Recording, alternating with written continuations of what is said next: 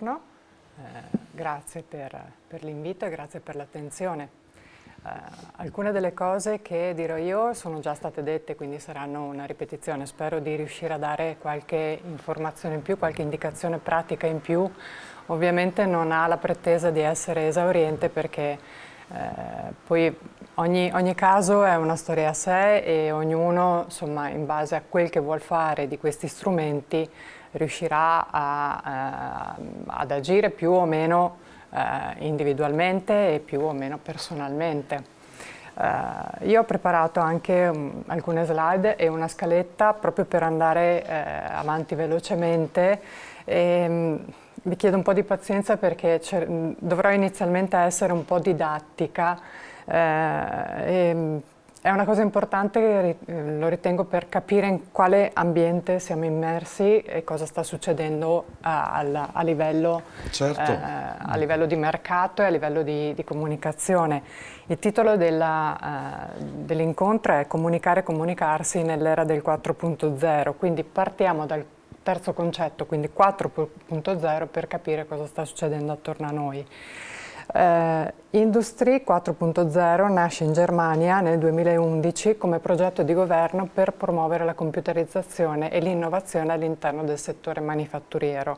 In questi anni le industrie tedesche hanno messo in pratica queste teorie con notevoli risultati, diventando il simbolo della fabbrica intelligente. Intelligente, l'ho messo tra virgolette, ricorda la parola smart, ormai tutto molto è smart, molta tecnologia è smart, smartphone, smartwatch, smart TV, è qualcosa di intelligente, appunto, che ha una programmazione che diciamo non è più 1-1, ma ha una serie di funzioni in più. Industry 4.0 quindi è la quarta rivoluzione industriale. Dopo il vapore, l'elettricità e l'information technology, è Internet a cambiare il sistema produttivo. L'ho esemplificato prendendo a prestito delle immagini per mostrare l'evoluzione che nel corso dei secoli, dei decenni, ha portato, insomma, a livello del mercato. E grazie alla Internet of Things e ai sistemi cyberfisici si stima che nel 2020, sono 3 anni, quindi tra 3 anni almeno 60 miliardi di oggetti intelligenti saranno collegati in rete. Siamo passati dal 1991, quando Internet è diventata la prima rete pubblica a servizio di finalità commerciali. Non c'erano sistemi intelligenti come sicuramente sono adesso. Nel corso di 28 anni arriveremo a 60 miliardi di oggetti intelligenti, quindi è, diciamo, una realtà che permea la nostra realtà. A tal proposito mi fa piacere ricordare che Internet nasce negli anni 60 in ambiente militare. Era un sistema di difesa e di controspionaggio degli Stati Uniti durante la guerra fredda e poi appunto nel 91 attraverso la High Performance Computing Act è diventata di dominio pubblico. Il primo luogo in cui si è sviluppata qui in Italia è stata Pisa, l'Università di Pisa. Guarda caso il registro italiano dei domini si trova proprio a Pisa.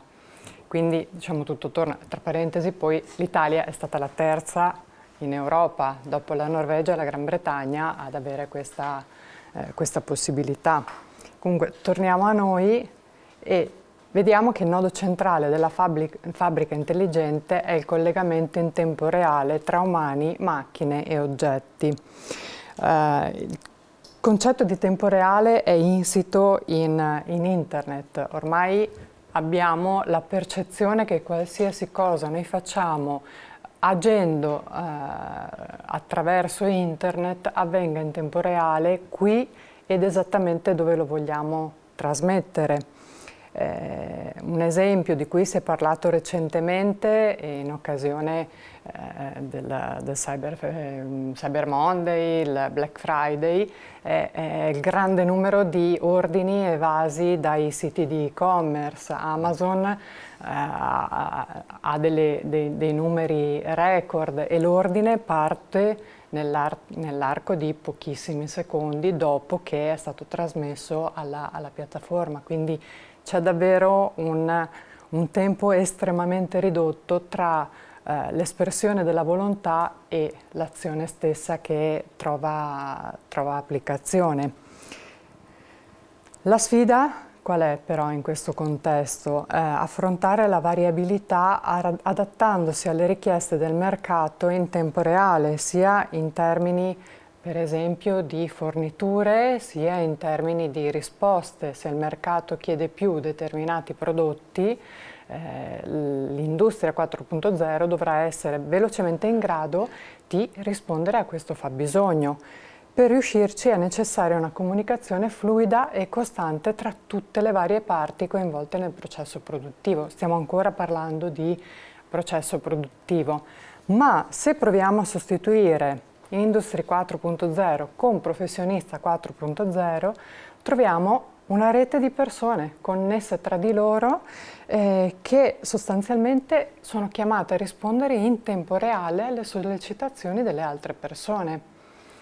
Sarà capitato a tutti di ricevere un messaggio a distanza di 1 ora, 2 ore, 3 ore, ricevere un altro messaggio della stessa persona che chiedeva: ma cosa stai facendo? Ma perché non mi rispondi?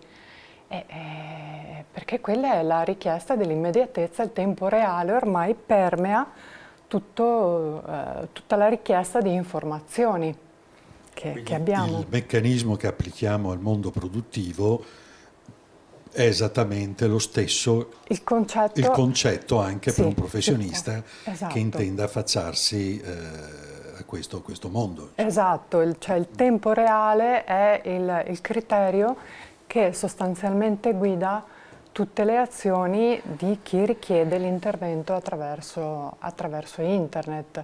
Una persona non utilizza una piattaforma di social network per attendere una risposta ore e ore. Certo, se si tratta di notte fonda è plausibile, insomma, che la risposta arriverà dopo molto tempo, però durante l'arco della giornata uno si aspetta una risposta più o meno in tempo reale, insomma. Adesso che abbiamo visto cosa significa 4.0, andiamo a vedere dove si comunica.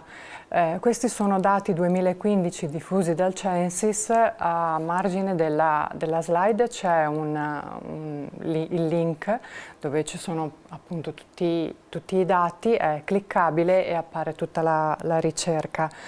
I mezzi di informazione più diffusi sono ancora la televisione e la radio nel 2015, ma al terzo posto ci sono già i motori di ricerca con il 51,4%, seguiti dalle TV All News, sono quelle che trasmettono informazione 24 ore al giorno. Queste sono in forte ascesa e qui torniamo alla motivazione di prima. Perché sono in forte ascesa? Probabilmente perché in qualsiasi momento della giornata sono a disposizione dell'utente che in tempo reale ha l'aggiornamento sui fatti di cronaca, sugli avvenimenti più importanti in tempo reale. Cioè real time è davvero quello che fa la differenza rispetto per esempio ai telegiornali che hanno orari fissi ma che non sono trasmessi durante tutto l'arco della giornata. La diffusione di Internet in Italia, scendiamo un pochino più nello specifico, questi sono dati AudioWeb Trends di giugno 2014. Li ho messi poi per fare il confronto con marzo 2016. Al primo posto le persone in Italia accedevano a Internet attraverso il computer di casa per il 75,1%. Al secondo posto troviamo il cellulare con il 53,2% e al quarto il tablet con il 19%.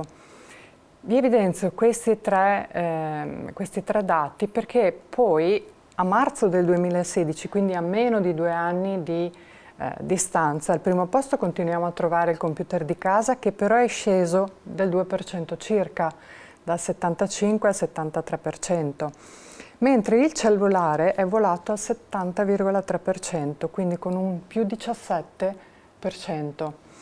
Il tablet è salito al 28%, quindi più o meno più circa 10%. Questo significa che siamo sempre più connessi in ogni momento della giornata e qualsiasi cosa stiamo facendo.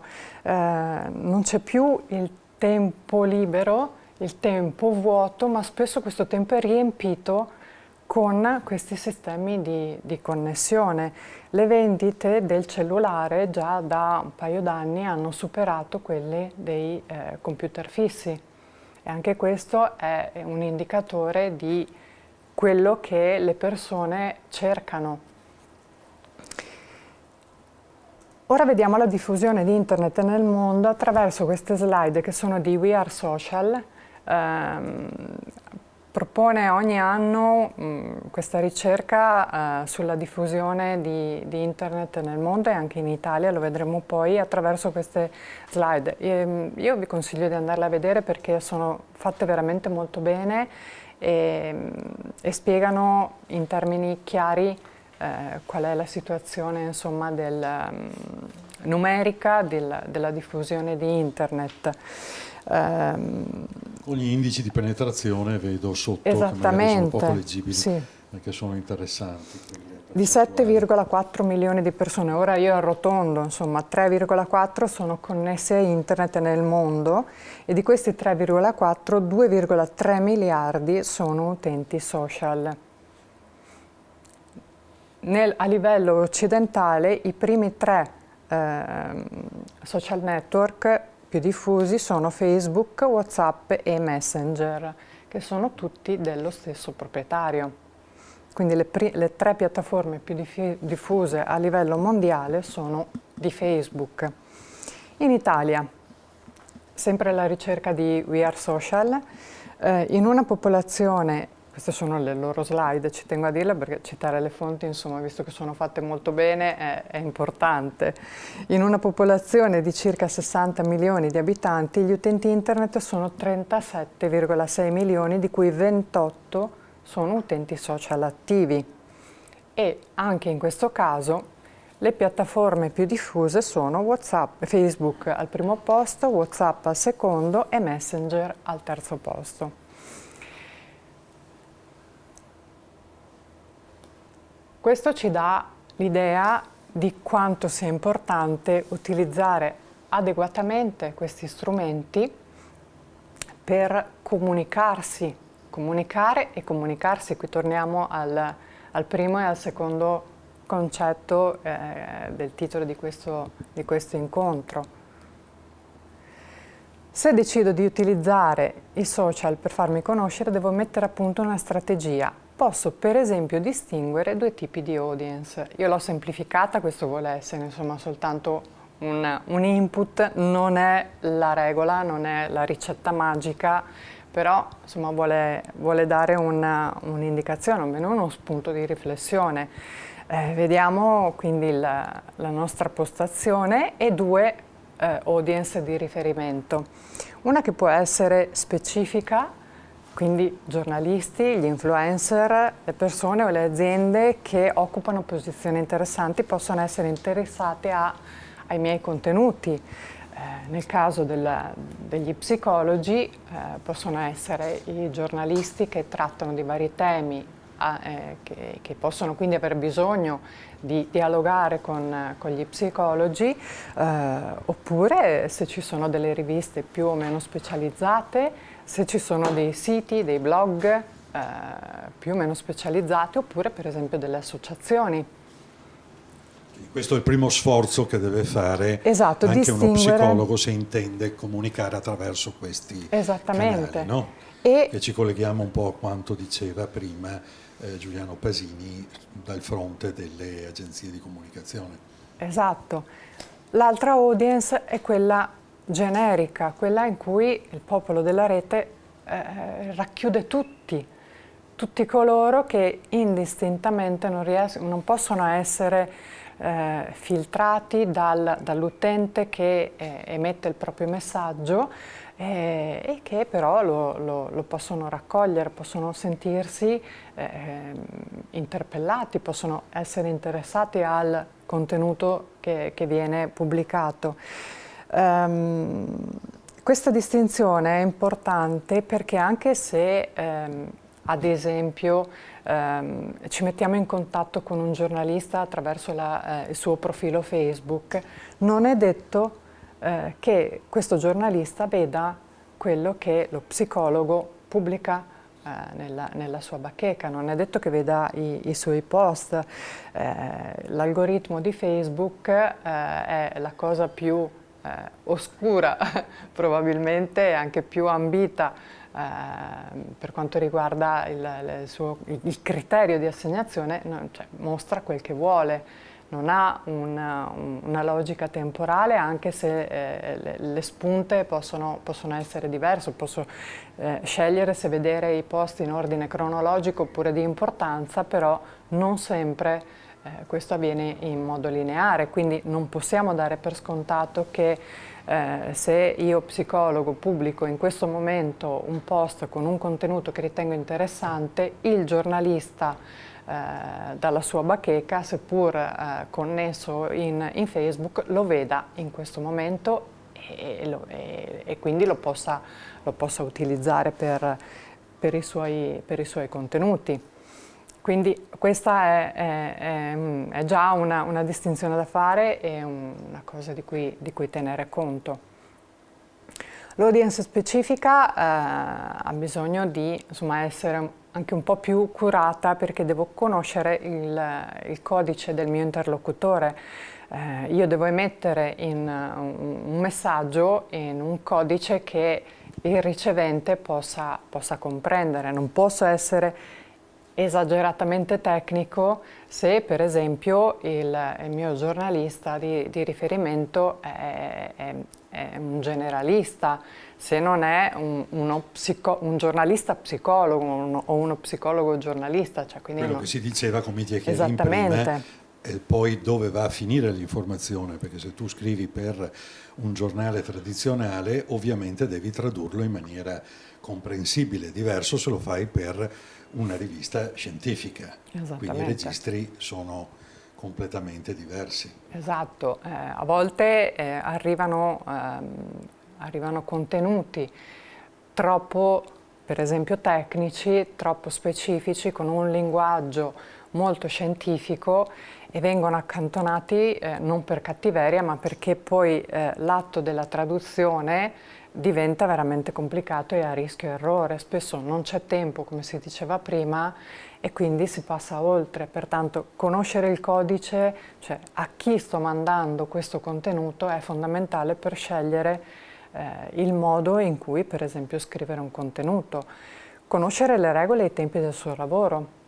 Un commento spedito alle 21:30 per un fatto, ad esempio, accaduto la mattina, se può avere qualche probabilità di essere preso subito e pubblicato su una piattaforma o su un giornale online, difficilmente potrà essere utilizzato ad esempio da un giornale cartaceo che alle 21:30 molto probabilmente o sta chiudendo oppure ha già chiuso o comunque ha già stabilito cosa mettere in pagina.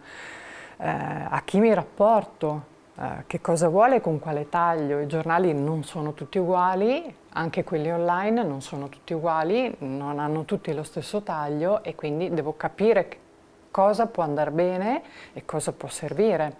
Questo è uno sforzo che i nostri ascoltatori devono capire di dover fare con attenzione.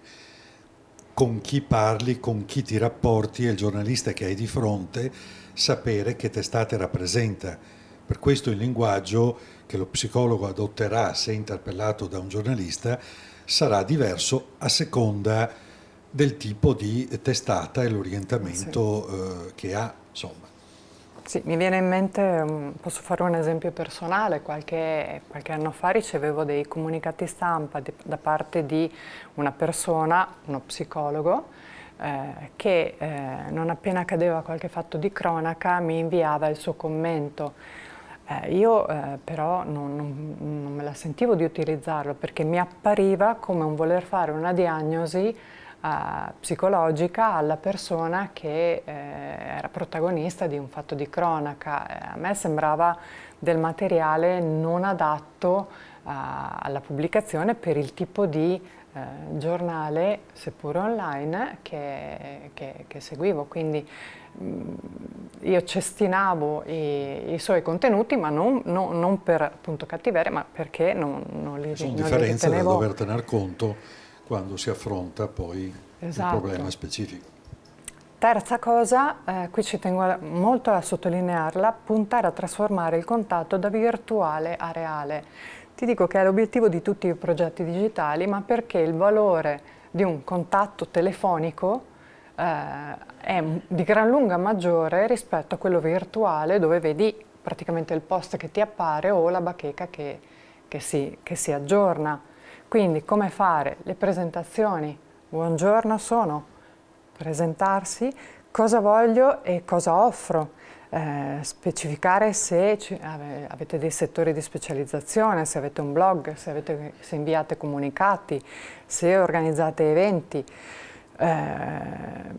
unire i contatti tra di loro e specificare quello telefonico è un grande vantaggio per chi, giornalista online oppure offline che sia, può avere bisogno di approfondire delle tematiche su cui per esempio siete specializzati.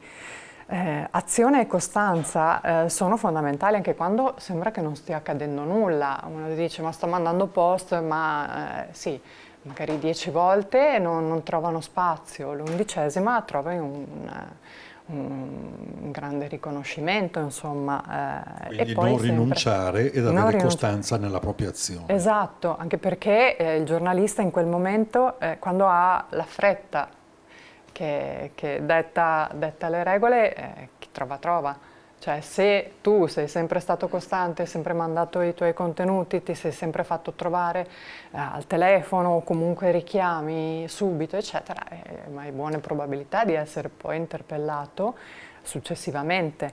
E comunque sempre da online cercare di portare il contatto a offline. Vediamo adesso l'audience generica.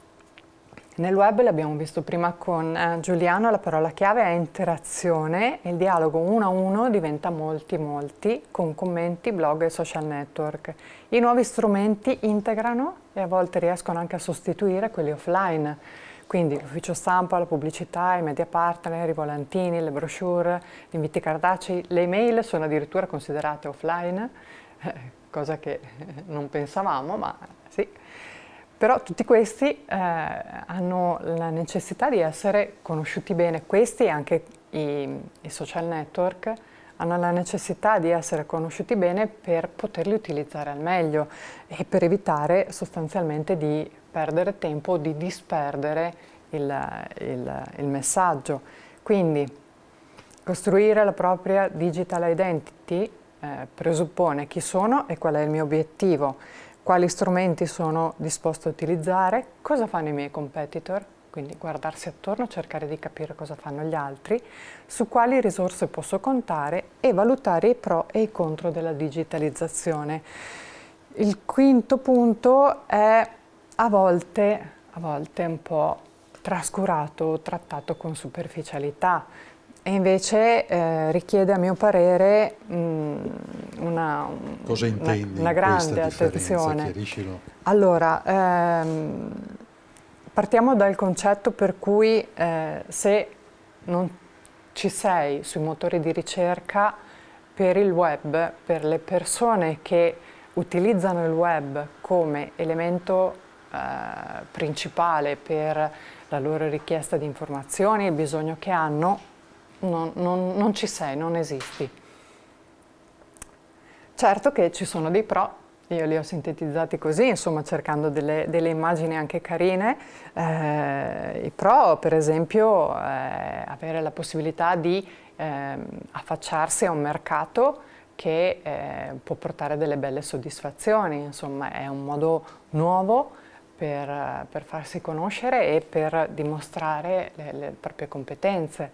Il contro è che bisogna mettere insomma, in preventivo il fatto di potersi arrabbiare, ci sono gli hater, quelli che vengono, insomma, tra virgolette, chiamati leoni da tastiera, che insomma partono in quarta a prescindere, insomma, si scatenano sui social network con insomma, commenti anche abbastanza pesanti.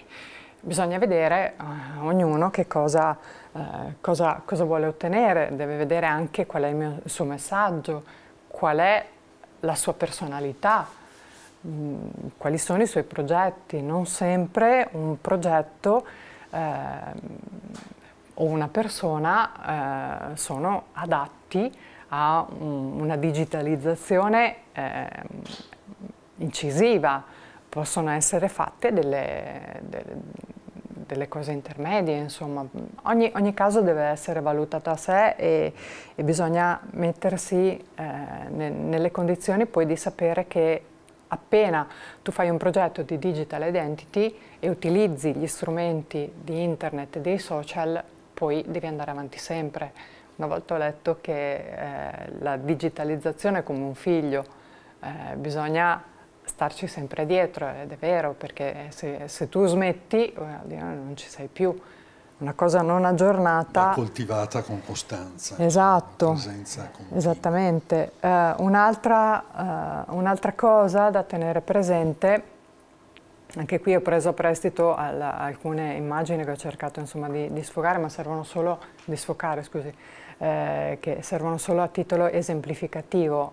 Ognuno di noi pensa di avere un'audience equivalente al numero di contatti social che ha, ma questa cosa non è esattamente così. Anche qui ho preso a prestito alcune immagini, circa il 90% degli utenti si limita a osservare e ogni post ha una vita illimitata e le potenzialità della condivisione sono veramente molto molto grandi.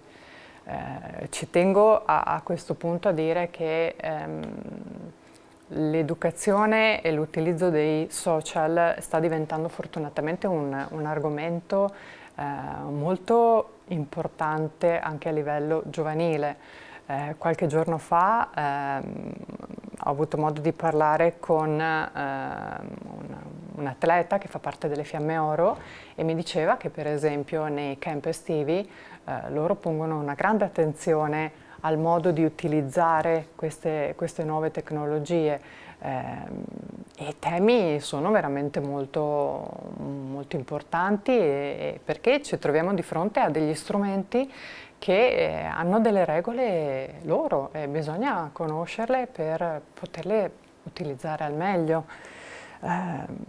Io stessa ogni tanto vado a vedermi ne parlerete tweet. Anche stasera in un incontro, mi pare, con gli sportivi, no? Esattamente questa di sera questo. al patronato, al centro parrocchiale dell'Arcella a Padova, con una psicologa, la dottoressa Michela Pinton, presentiamo un progetto che si chiama My Goals e a partire da un sito internet sul mental training mygoals.it che sarà messo online proprio questa sera, cominceremo a parlare di tematiche relative sia al mental training, quindi come migliorare le proprie performance sportive e la propria vita, sia di internet, come fare, cosa cercare. Vorremmo appunto dare degli spunti di riflessione alternando l'online con l'offline. Insomma, se qualcuno vuole, ben accetto, ben invitato, insomma. Tutti questi elementi vengono sintetizzati in queste frasi di William Arruda: costruire il tuo brand, perché poi alla fine si parla di digital identity e di personal branding, all'interno della tua azienda e del mercato del lavoro è diventato un fattore ancora più decisivo con l'avvento dei social media. I social media hanno cambiato tutto, la loro immediatezza e la capacità di mettere in contatto clienti e aziende hanno obbligato le aziende a diventare più umane e reattive. I clienti si aspettano di creare una relazione l'interazione di cui parlavamo prima. I brand delle aziende oggi si costruiscono sulle relazioni. Il tuo brand favorisce le relazioni sia all'interno sia all'esterno dell'organizzazione. Questo vale, diciamo, sia se consideriamo ad esempio lo psicologo facente parte di un'azienda, di un'organizzazione, di un ente, sia se è egli stesso professionista, quindi azienda di se stesso, tra virgolette. Insomma, fatemi passare questa definizione un po' azzardata, però... ma chiarissima per capire il contesto in cui ci muoviamo. Mi pare, Cristina, che tu ci abbia tradotto anche in concreto come uno psicologo può interagire e cosa può fare per utilizzare al meglio questi sistemi, no? Sì, in modo di potersi rapportare con una realtà che comunque dobbiamo tener conto in evoluzione continua, sì, e per questo richiede una preparazione anche costante, e questo io capisco che sia uno sforzo non indifferente. No, anzi, richiede tempo, richiede aggiornamento e richiede soprattutto attenzione e pianificazione. Queste, ripeto, sono alcuni spunti e alcuni concetti generali. Come ti dicevo anche nei giorni scorsi, la materia è veramente vastissima e riuscire a mettere dei punti fermi non è sempre facile, perché è in continua evoluzione e quello che si dice oggi tra 2 settimane potrebbe già essere obsoleto, insomma. Diventa molto, molto impegnativo star dietro ai tempi, però si può fare con entusiasmo. Sì, bisogna prendere atto che questa è una situazione con cui ci dobbiamo rapportare e fare i conti. Uno strumento in più che è a disposizione anche per l'autopromozione di un professionista.